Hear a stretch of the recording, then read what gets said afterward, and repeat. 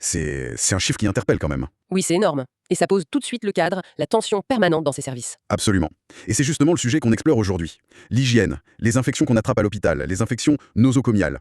On a plusieurs documents sous les yeux, des protocoles, des études, et notre but, c'est de décortiquer un peu tout ça, de comprendre la mécanique, et surtout, comment on lutte contre. C'est ça, c'est une vraie bataille où chaque geste, chaque détail peut faire la différence. Alors pour commencer, pour que tout le monde soit au même niveau, il faut qu'on définisse les termes. Les documents insistent beaucoup là-dessus. Qu'est-ce qui fait qu'on dit d'une infection qu'elle est nosocomiale? Quelle est la vraie différence avec, je sais pas, une angine qu'on attrape au bureau? C'est la question clé. Et la réponse, en fait, elle tourne autour d'une règle assez simple en apparence. C'est la règle des 48 heures. 48 heures. Oui. Si une infection apparaît moins de 48 heures après l'admission d'un patient, on considère qu'il l'avait déjà en arrivant. Elle était en incubation. C'est ce qu'on appelle une infection communautaire. Ton angine du bureau, par exemple. D'accord. Mais si l'infection se déclare après ces 48 heures, là, on considère qu'elle a été acquise sur place, à l'hôpital. Et là, c'est une infection nosocomiale. Donc c'est une simple question de chronomètre en fait. Le patient passe cette ligne des 48 heures, et hop, l'infection change de nom. C'est le principe de base, mais ce serait trop facile. Il y a des exceptions importantes. Pour une infection de cicatrice après une opération, par exemple, le délai passe à 30 jours. Ah oui, quand même. Et ça peut même aller jusqu'à 1 an s'il y a du matériel étranger qui a été posé. Une prothèse, par exemple. C'est assez logique, la bactérie peut rester cachée très longtemps sur ce matériel. Je vois. Et on lit aussi un autre terme, IAS, infection associée aux soins. C'est la même chose? C'est une bonne question. Non, c'est une nuance. Infection associée aux soins, c'est le terme un peu fourre-tout, le grand parapluie. Ça inclut toutes les infections liées à un soin, que ce soit à l'hôpital, en EHPAD ou même à domicile. D'accord. L'infection nosocomiale, c'est une sous-catégorie des IAS. C'est très précis. C'est celle qui est attrapée uniquement dans un hôpital ou une clinique. Bon, c'est très clair. La définition est posée. Maintenant, la question un peu plus concrète. Elles viennent d'où, ces bactéries? Comment elles arrivent à entrer dans un service aussi contrôlé que la réanimation? Alors, pour comprendre ça, il faut imaginer le chemin de la bactérie. Il y a toujours 3 étapes. Un réservoir, une transmission et un hôte. D'accord. Le réservoir, la source, il en a 2 types. Et ce qui est assez surprenant, c'est que la plupart du temps, l'origine est endogène. Endogène. Oui. C'est-à-dire que le patient s'infecte tout seul avec ses propres bactéries? Exactement. Les bactéries viennent de sa propre flore, de sa peau, de son intestin, des bactéries qui sont normalement nos amis, mais qui profitent d'un moment de faiblesse pour attaquer. Et l'autre origine? Plus rarement, elle est exogène. Là, la bactérie vient de l'extérieur, le matériel, les surfaces, un autre patient.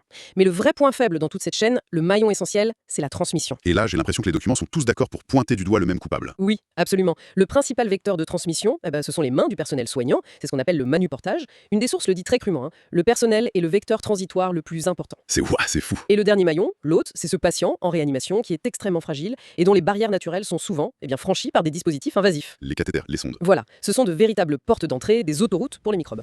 On comprend mieux le mécanisme, et du coup, ça n'attaque pas n'importe où. Les documents identifient 4 cibles principales, 4 grands types d'infections. C'est ça, on peut parler de 4 fronts.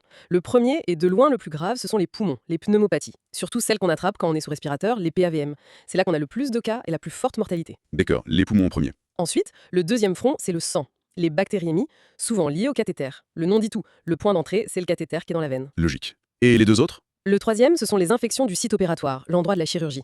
Et enfin, les infections urinaires, très très fréquentes, mais heureusement avec une mortalité beaucoup plus faible. Et si on résume, le point commun entre la plupart de ces infections, le facteur de risque numéro 1. Ce sont les dispositifs invasifs, toujours. La sonde d'intubation pour les poumons, le cathéter pour le sang, la sonde urinaire. C'est vraiment la brèche dans l'armure. Plongeons un peu dans le diagnostic, parce que ça a l'air d'être une vraie enquête parfois. Prenons la plus redoutable, la pneumopathie.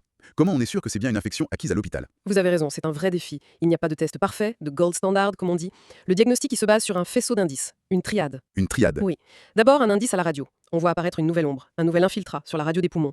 Ensuite, des indices cliniques. Le patient a de la fièvre, ses sécrétions deviennent purulentes. Et enfin, un indice sur l'oxygénation. Ses besoins en oxygène augmentent brutalement. D'accord, donc c'est une accumulation de preuves indirectes en quelque sorte. Mais comment on passe du suspect à la certitude? Pour avoir la preuve, il faut aller chercher le coupable. Il faut faire un prélèvement directement dans les poumons, souvent un lavage broncho-alvéolaire, un LBA. On rince une petite partie du poumon et on analyse le liquide. Si on y trouve une grande quantité de bactéries, au-delà d'un certain seuil, là on a la confirmation. Ok. Et pour les infections liées au cathéter dans le sang, c'est aussi complexe? Ah non, là c'est beaucoup plus direct. Le protocole est très clair. On a une suspicion, des signes locaux comme une rougeur ou généraux comme une fièvre. La première chose à faire, c'est de retirer le cathéter suspect. On ne cherche pas à le sauver. Non, on le retire et on envoie le bout en culture au laboratoire. Si plus de 1000 bactéries poussent dessus, le diagnostic est posé. C'est presque binaire. C'est une logique implacable. Mais je vois dans les notes, pour les infections urinaires notamment, qu'il y a une autre difficulté. Une règle que les documents qualifient d'absolument fondamentale. Oui. Et on arrive au cœur du sujet. C'est la distinction capitale entre ce qu'on appelle la colonisation et l'infection. Colonisation et infection, quelle est la différence? La colonisation, c'est quand on trouve des bactéries quelque part, mais qu'elles ne font rien. Elles sont juste là, présentes, sans causer de maladie, sans déclencher de bataille. D'accord. L'infection, c'est quand ces bactéries provoquent une réaction de l'organisme, une inflammation, des symptômes, il y a une bataille. Pour l'infection urinaire par exemple, il faut les deux.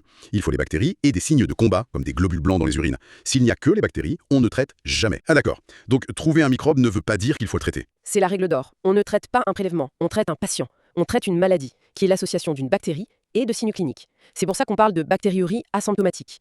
Des bactéries dans les urines sans symptômes. Et ça, on n'y touche pas. Une fois que la maladie et l'infection est bien là, la course contre la montre démarre. Un des documents parle d'une stratégie au nom assez imagé.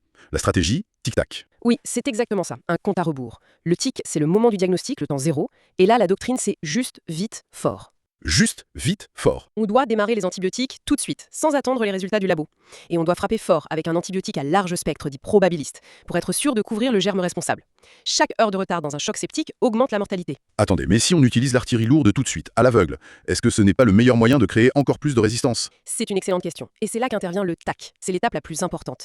Le TAC, c'est 48 heures plus tard. C'est la réévaluation obligatoire du traitement. Ah d'accord. À 48 heures, on a les résultats du laboratoire. On connaît l'identité de la bactérie et on sait à quels antibiotiques elle est sensible. On a son antibiogramme. Et du coup, on peut ajuster le tir. On doit ajuster le tir. C'est ce qu'on appelle la désescalade. On arrête l'antibiotique à large spectre et on passe à un antibiotique plus ciblé à spectre plus étroit. On fait moins de dégâts collatéraux. Et la dernière étape, c'est d'arrêter le traitement le plus tôt possible, souvent après 7 jours. On privilégie les durées courtes. Et cette stratégie, ça nous amène directement à l'autre grande menace qui est décrite dans nos sources, les bactéries résistantes. Oui, le tic-tac, c'est une réponse directe à cette menace. Il faut voir qu'il y a plusieurs niveaux de danger. Il y a les BMR, les bactéries multirésistantes, comme le staphylocoque doré résistant. On a encore quelques options contre eux. Et puis il y a pire. Et puis il y a pire, ce sont les BHRE, les bactéries hautement résistantes aux antibiotiques émergents, les superbugs dont on entend parler. C'est quoi la différence fondamentale? Résistantes à presque tout notre arsenal, y compris les antibiotiques les plus récents, les plus puissants. Et là, on fait face à un risque terrible, celui de l'impasse thérapeutique. L'impasse thérapeutique. C'est le moment où le médecin doit dire à la famille « Désolé, nous n'avons plus aucun antibiotique efficace à proposer ». C'est le cauchemar de l'infectiologue. C'est terrifiant. On comprend encore mieux pourquoi le vieil adage « mieux vaut prévenir que guérir » prend tout son sens. La meilleure infection, c'est celle qu'on n'a pas. Alors comment on prévient? La prévention, c'est la clé de tout. Ça repose sur plusieurs niveaux de défense. Le socle, la base, ce sont les précautions standards. C'est pour tous les patients, tout le temps. Et ça consiste en quoi? C'est simple, c'est un triptyque. 1. L'hygiène des mains, avant et après chaque contact avec un patient. C'est le geste qui sauve le plus de vies. 2. Zéro bijou, ni montre, ni bague. Les mains et avant-bras doivent être nus. Et 3. Une gestion très stricte des déchets. D'accord, ça c'est la base universelle, mais j'imagine qu'on a des stratégies plus ciblées. Oui, bien sûr. On a ce qu'on appelle les bundles de prévention. Un bundle, c'est un petit paquet de 3 ou 4 mesures très simples, mais qui, appliquées tout ensemble systématiquement, ont un impact énorme. Vous avez un exemple? Pour éviter les pneumonies sous ventilation, le bundle, c'est surélever la tête du lit, faire une pause quotidienne de la sédation et utiliser des sondes d'intubation qui permettent d'aspirer les sécrétions au-dessus du ballonnet. Rien de très compliqué, mais ça change tout. Et pour les cathéters? Même idée. Asepsie maximale à la pause, désinfection avec un produit puissant et surtout, se poser tous les jours la question, ce cathéter est-il encore indispensable? Si la réponse est non, on l'enlève, sans attendre. Et quand on fait face à une de ces superbugs, une BHRE, là on passe au niveau supérieur j'imagine. Exactement. On ajoute des précautions complémentaires. Pour les BHRE qui se transmettent par contact, on met en place les précautions contact, surblouse, gants et matériel dédié au patient qui reste dans sa chambre. Et s'il y a une épidémie? Alors là, c'est le plan d'alerte. On identifie les patients porteurs, on les isole en chambre, seuls. On pratique ce qu'on appelle le cohorting. On regroupe les patients porteurs dans un même secteur, avec si possible du personnel qui ne s'occupe que d'eux. Et bien sûr, on dépiste tous les autres patients qui ont été en contact. C'est un arsenal de défense vraiment complet. Si on devait résumer pour conclure, les documents nous laissent avec une sorte de kit de survie. Les messages absolument essentiels. Le premier, et on en a beaucoup parlé, c'est distinguer. Toujours faire la différence entre une simple colonisation et une vraie infection. Avec cette phrase en tête, on traite le patient, pas le prélèvement. Le deuxième point, c'est le tic-tac. La réévaluation à 48 heures des antibiotiques n'est pas une option, c'est une obligation. Essentiel. Pour désescalader. Troisièmement, le contrôle de la source. S'il y a un matériel infecté, un cathéter, il faut l'enlever. C'est souvent plus important que l'antibiotique lui-même. Et enfin, le quatrième point, qui est peut-être le plus simple et le plus important, l'hygiène. Les mains, la friction hydroalcoolique. La sécurité du patient dépend de la vigilance de chacun. Tout à fait. Et ça ouvre sur une question fascinante pour l'avenir. On a vu cette doctrine juste, vite, fort, qui est cruciale pour sauver des vies aujourd'hui. Mais avec cette menace des superbugs qui grandit, comment la médecine va-t-elle devoir faire évoluer cette doctrine? Comment trouver l'équilibre parfait entre l'efficacité immédiate et le risque de se retrouver sans aucune arme pour les générations futures? C'est le grand défi qui nous attend.